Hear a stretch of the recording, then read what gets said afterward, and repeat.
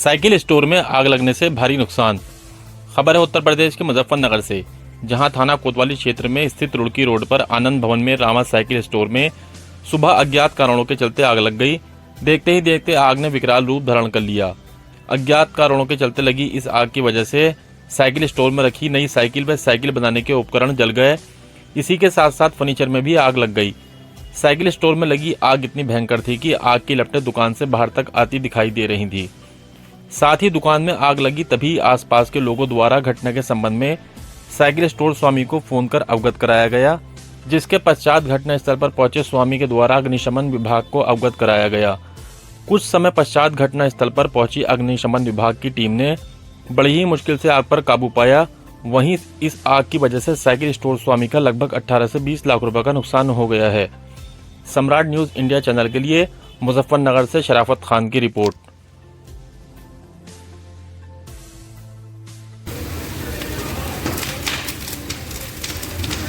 Interview उनके, हाँ वो भी क्या कह रहे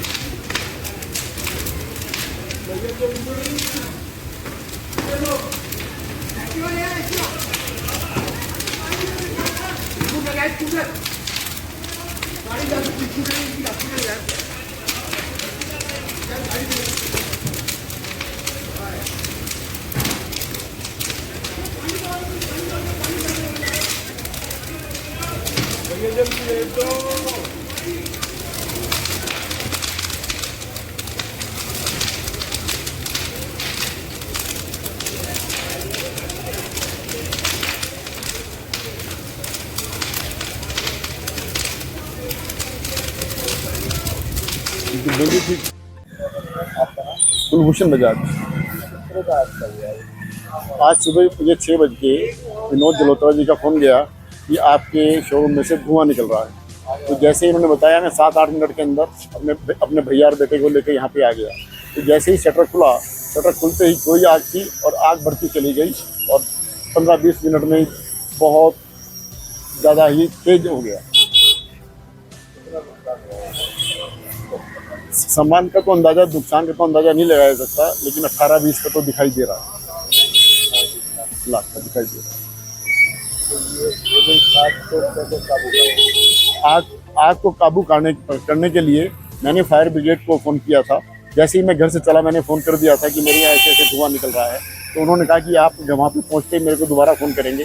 लेकिन उन्होंने मेरे आने के तुरंत, यानी कि 10 मिनट के अंदर अंदर वो लोग यहाँ पे आ गए और 3 गाड़ियों ने मेरा बहुत ही उत्साहवर्धन किया और उन्होंने बड़े ही मशक्क़त के साथ 12 लोगों की टीम आकर यहाँ पे उन्होंने तो बुझाया गया।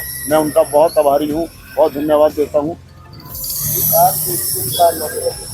हाँ जी, आग शॉर्ट सर्किट के कारण ही हो सकती है, क्योंकि हम लोग तो सुबह रात को 9 बजे चले गए थे और सुबह 6 बजे तक दुकान बंद थी, तो इसलिए किसी का आवाजाही का तो कोई मतलब बैठता ही नहीं। अभी सुबह 6:24 पर सूचना प्राप्त हुई थी कि रुड़की रोड पर रामा साइकिल स्टोर में एक आग लगी हुई है। यहाँ तुरंत कार्रवाई करते हुए गाड़ियों को 3 गाड़ी को रवाना कर दिया गया। वहाँ पे देखा गया कि जाने के रास्ते थोड़े से सकरे थे, इस वजह से गाड़ी वहीं खड़ी करके होज पाइप फैला करके वहाँ पर आग को बुझाने का प्रयास किया गया। फिर अंदर में देखा गया कि उनके फर्स्ट फ्लोर पे भी काफ़ी रखे हुए थे, स्टोर थे। तो उसको पहले तो ये प्रयास किया कि उसको किसी तरह बचाया जाए, तो वहाँ पे न फैलने पाए, तो नीचे ही कार्रवाई करते हुए आग को पूरा से बुझाया गया। नुकसान का आकलन तो अभी नहीं कहते, उससे जैसे भी मालिक से बात किया जाएगा, वहाँ पे कितना स्टोर किससे कहाँ क्या रखे थे, उसके बाद ही मालूम चल पाएगा कि उनका कितना नुकसान हुआ है। इसकी आकलन भी हम बता नहीं पाएंगे इस चीज़ का।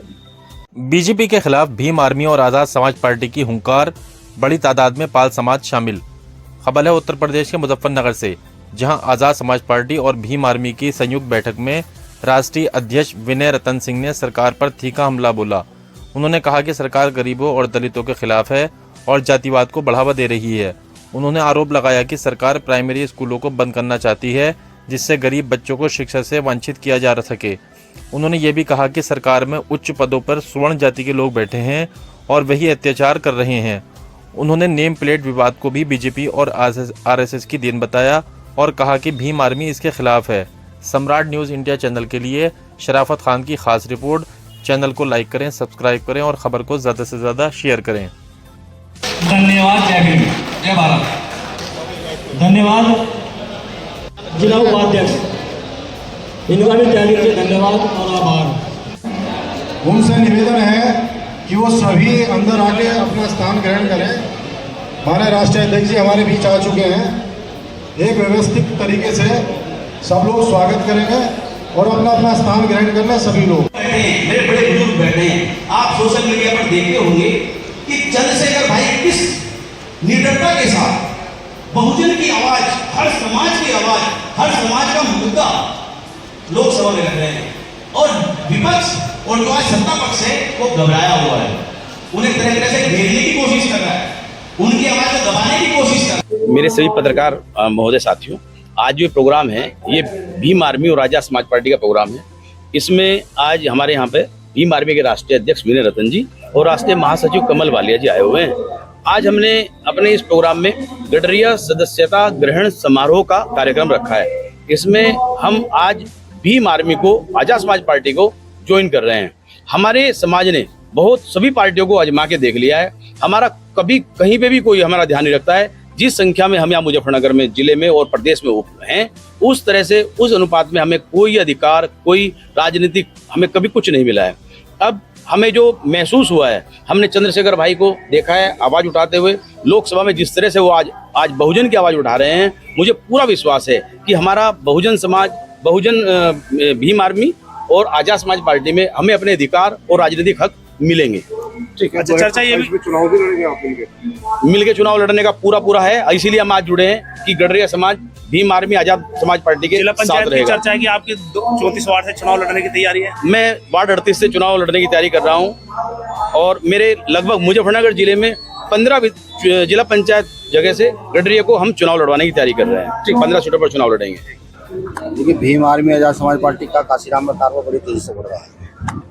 आज मुजफ्फरनगर के ही नहीं, आसपास के क्षेत्रों के पाल समाज के बुद्धिजीवी लोग यहाँ पर हैं जो पार्टी की सदस्यता ग्रहण कर रहे हैं और जो कुछ देश में चल रहा है उसके खिलाफ आवाज़ उठाने का काम कर रहे हैं। क्योंकि भीम आर्मी की सदस्यता लेना, आजाद समाज पार्टी की सदस्यता लेना ही सरकार के खिलाफ विद्रोह का बिल्कुल फूस देना है। तो ये समझिए कि आज जो सदस्यता ग्रहण हो रही है, ये सरकार के खिलाफ एक बड़ा विद्रोह भीम आर्मी आजाद समाज पार्टी के लोग कर रहे हैं। आपने देखा होगा अभी माननीय मुख्यमंत्री योगी आदित्यनाथ जी जो मठ की परंपरा तक भूल चुके हैं, वो जो है अभी प्राइमरी स्कूलों को बंद कर देने का आदेश देते हैं। बड़ा सवाल है कि इन स्कूलों में पढ़ता कौन? क्या यहाँ किसी व्यापारी का, बड़े नेताओं का बच्चा इन स्कूलों में पढ़ता है या उन गरीब बुजुर्ग किसान सर्वहारा समाज का बच्चा पढ़ता है? यानी कि बिल्कुल नस्ते नाबूद कर देने का काम किया जा रहा है। उसका एक जन जागृति अभियान भी है। पाल समाज के लोगों को पाल वंश की जानकारी देना भी है। ये सिर्फ सदस्यता अभियान ही नहीं, ये जानकारी देना उन युवाओं को जिनके पुरखों ने इस देश के लिए अपना जीवन न्यौछावर किया, जिनके पुरखों ने इस देश को अपनी संपत्ति से लेकर के अपने खून से नवाजा। उनको ये भी जानकारी देना कि अपने इतिहास के विषय में पढ़ो, अपने बाप दादा के विषय में पढ़ो, जिनका आज नामानुसार मिटा दिया जा रहा है। माता इला भैया होलकर के संघर्ष को बताना, ईवी रामास्वामी नायकर पैरियार के संघर्ष को बताना, डॉक्टर अम्बेडकर के संघर्ष को बताना और ये सब बताना कि आज व्यवस्था क्या है, लड़ना सिखाना। जो सदियों हम लड़े हैं, आज कहीं ना कहीं सरकार की दोगली नीति के तहत। अब आप देखिए ना, अगर आप जो है ये देखेंगे, आप किताब अपने थाने चेक कीजिए या कोई भी डिपार्टमेंट चेक कीजिए, एक माननीय मुख्यमंत्री जी की सब जाति के लोग बैठे हुए हैं। ऐसा क्यों? कितना अन्याय अत्याचार तेजी से बढ़ रहा है, SC ST OBC पर लगातार बढ़ रहा है और सबसे ज्यादा अत्याचार जो बढ़ रहा है वो उनकी सब जाति लोग कर रहे हैं। ऐसा क्यों? प्रधानमंत्री जी मन की बात में कहते हैं सबका साथ सबका विकास। नहीं, देखिए, सबका साथ और सबका विनाश है। वो विकास शायद उनसे मिस्टेक हुआ है। वो शब्द है सबका साथ सबका विनाश। इस देश का मजदूर क्या खुश है? इस देश का किसान क्या खुश है? आप तो पत्रकार हैं, बताइए, पत्रकारों की हत्या नहीं हो रही है क्या? एक पत्रकार सच बोलने वाला जाए तो एक हफ्ते के बाद उसकी हत्या हो जाती है। गोरखपुर का उदाहरण है। समझिए ना, कौन खुश है यहाँ, किसका विकास हो रहा है? अभी गोरखपुर की घटना को लेकर आपने कह रहे हैं, जो गोरखपुर की घटना हुई है, एक यादव समाज की एक कथावाचक की चोटी काट दी गई, उसको लेकर क्या कहेंगे?